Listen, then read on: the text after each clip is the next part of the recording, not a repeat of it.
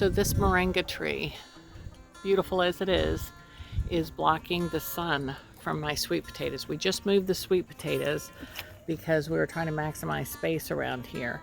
And as you can see the shadow of the tree right there.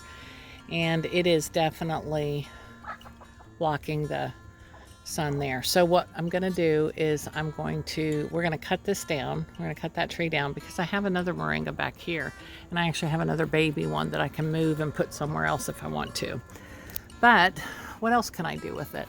Well, I'm going to cut all of the leaves off, everything that's not yellow. If it's a really rich green or dark green, I'm going to take it and dry it out, and I'm going to powder it.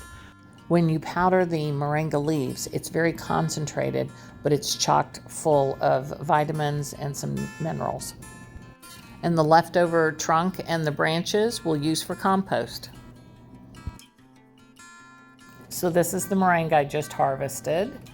And this is oregano, this is rosemary. And here I'm powdering the moringa powder. And you can see this got about 8 ounces out of the first batch that I did. These are my papaya seeds that I dried out and I'm grinding up now for papaya pepper.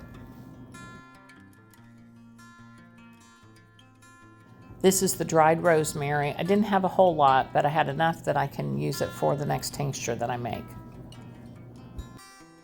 This is the oregano that I dried out, so I'm going to put it in a jar and have it ready for the next tinctures that I'm going to make.